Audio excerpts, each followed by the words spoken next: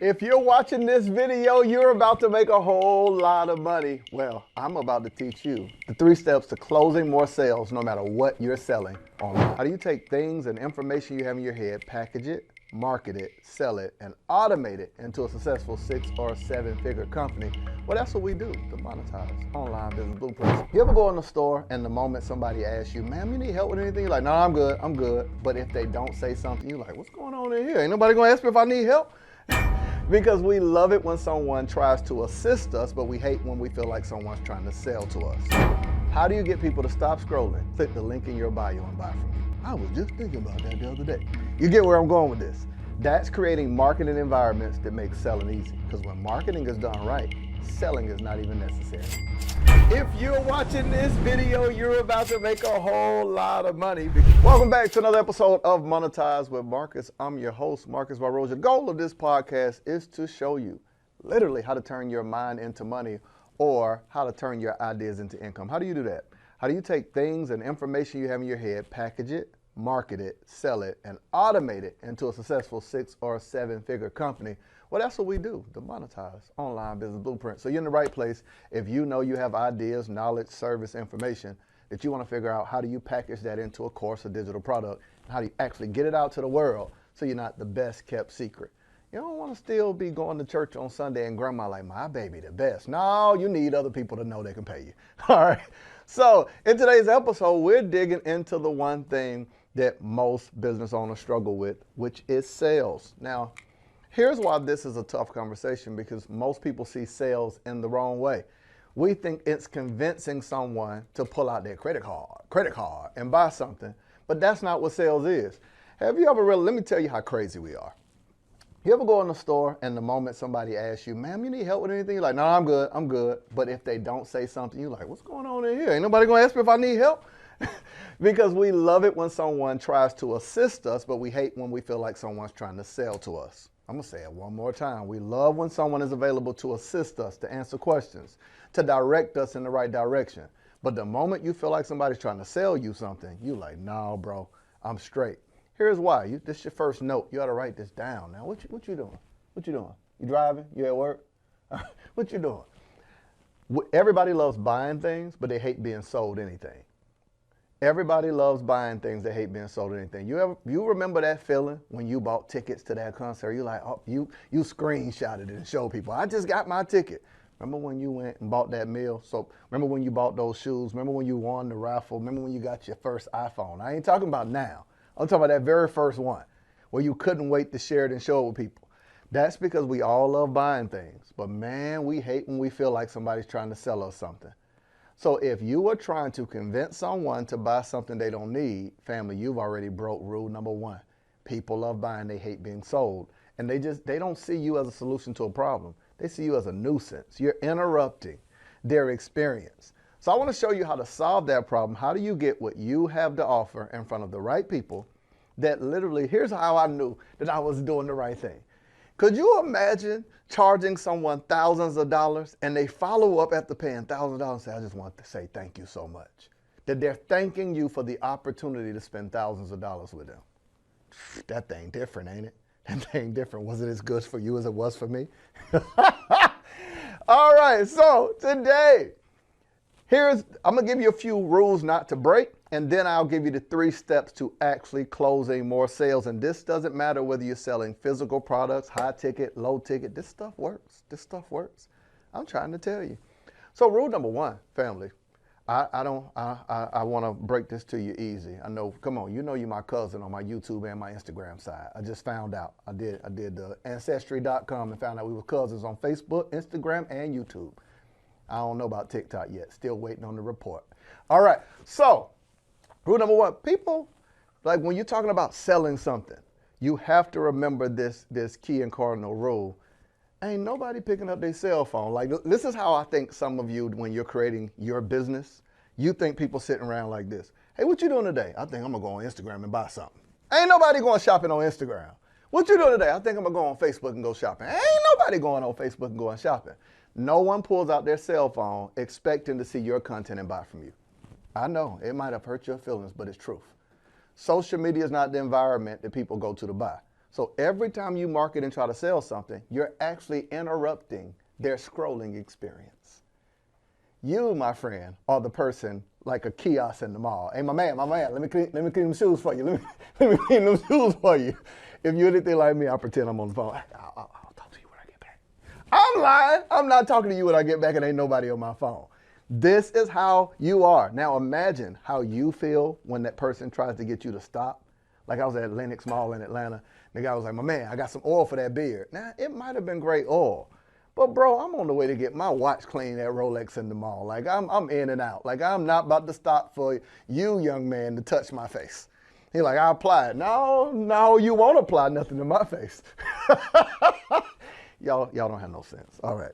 To the young man, if you're seeing this, it's not personal. I just didn't want your hands on my beard. All right.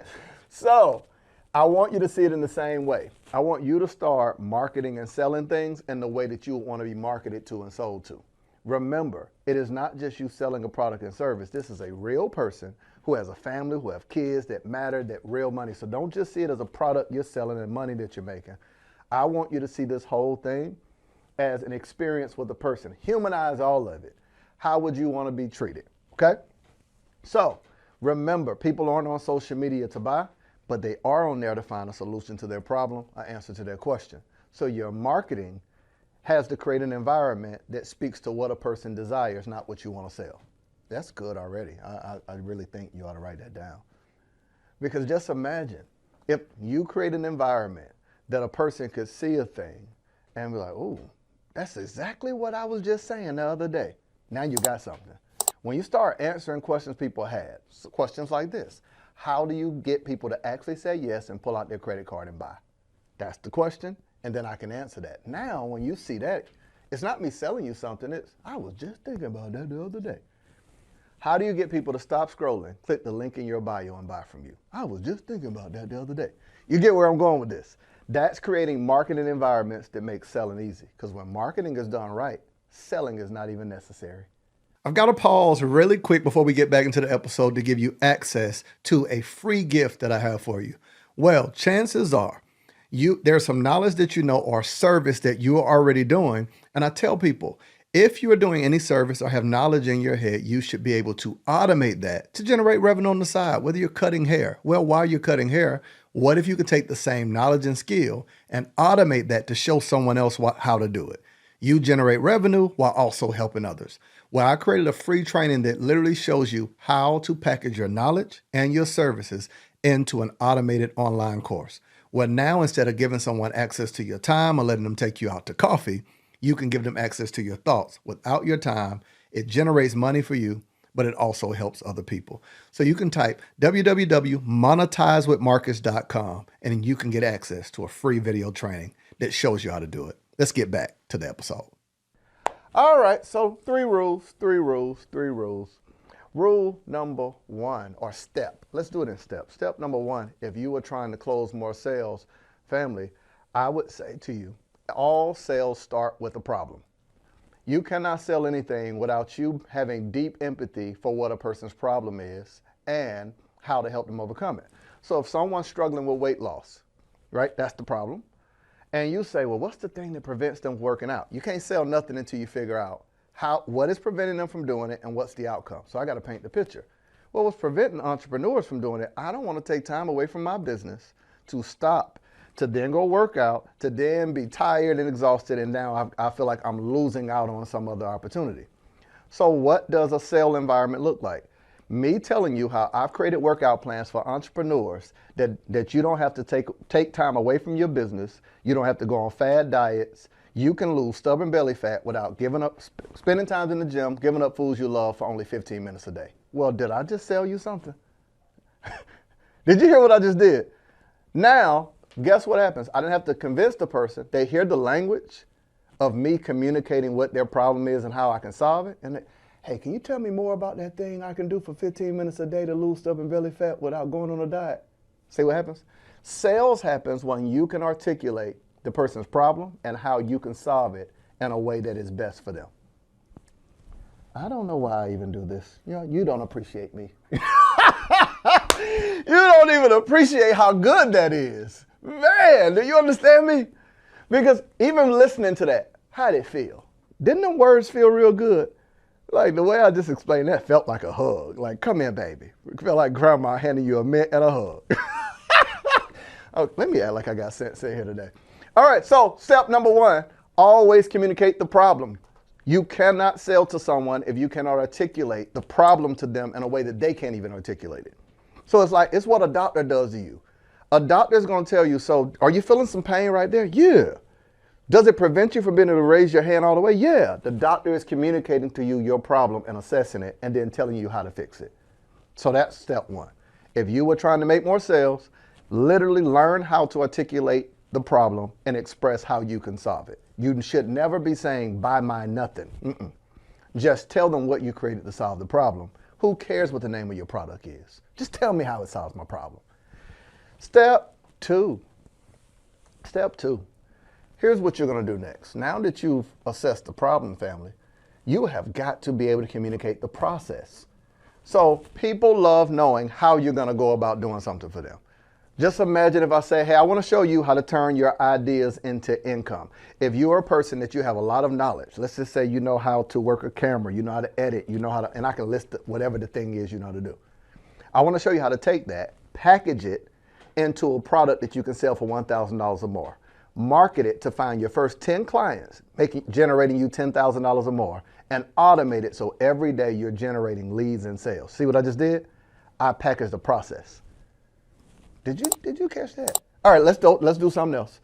I want to show you how to purchase your dream home without fear of being denied, even if you have bad credit.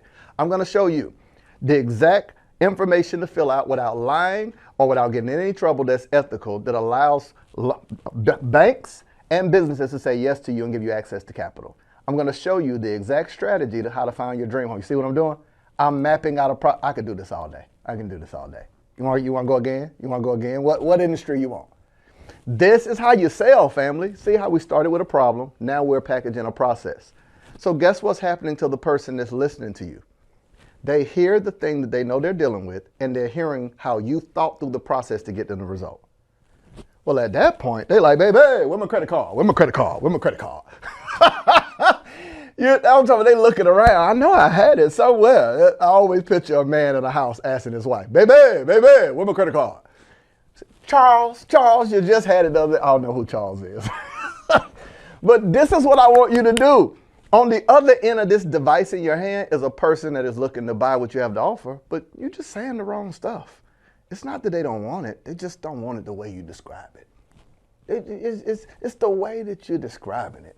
It's the difference between, like, all music ain't music. It's something about when Drake said versus when somebody else said. You know what I'm saying? You know what I'm saying?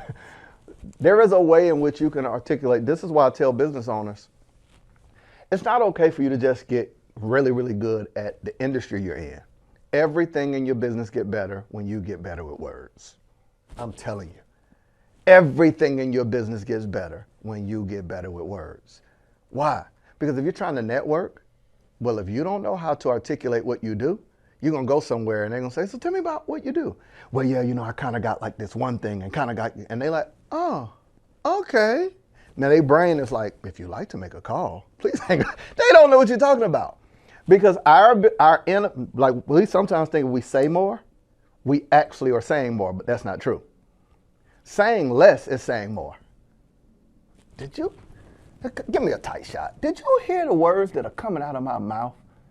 Saying less is saying more. Why? Their brain needs to be able to process what you're saying. These long stories where it all started when my daddy met my mama, slapped my mama on the booty and was like, hey girl, what we doing with that thing? Right? You talking too much. You a Capricorn, you started the business. I don't care nothing about all that. Give me what I need to know to make a buying decision. All right. Now I'm talking too much. Let me go back to step 3. So step 1 is where we're choosing a problem. Step 2, where you're articulating the process. And step 3, this is the most important part because you're like, Marcus, they're going to wonder how much it costs. So you did step 3. Remember, see, it's the 3 Ps. Did you get what we just did with that? You're identifying the problem in step 1. You're mapping out the process in step 2. This is how you sell. Step 3, you are validating the price. Validate the price. Every person, like if you go somewhere and somebody says it's X amount of dollars. They can have sticker shock. The amount of something without specifying the value of it always sounds like too much. So if I say, hey, I got a car for sale, I'm selling it for $15,000. You're like, $15,000? What's your question? What kind of car is it? I validate the value based on the price. Oh, it's my Tesla Model S. I never drive it, so I'm going to sell it. You look, Tesla Model S. Now the price seems insignificant to the value. You get it. If I tell you I'm going to sell you my Corvette, how much you want for it? $10,000. The price seems insignificant to the value. If I tell you I'm going to sell you my Range Rover, the price seems insignificant to the value. But if I say for $15,000, I got a car that will barely run, it's been sitting up, I haven't drove it in a while, it might be a few problems wrong with it, the price seems more expensive. Anytime you are going to present price to someone, you have to anchor it with validating the value of it. I believe that the value should always be 5 to 10 times more than the price. Anytime someone pays a price for something that they feel like they paid $1,000 and it's worth $1,000, they feel like they got cheated. You always want to position something where they can see that the value is more than the price that you're charging. That's when people can feel comfortable and say, baby, where's my credit card? Where's my credit card? I hope that these 3 steps are beneficial for you. You can use this if you're doing a webinar, a challenge, if you're doing sales calls, or creating content to help you generate more sales. Well, if you need me, you know where to find me. I'll be over here minding my online business. I'll see you in the next episode.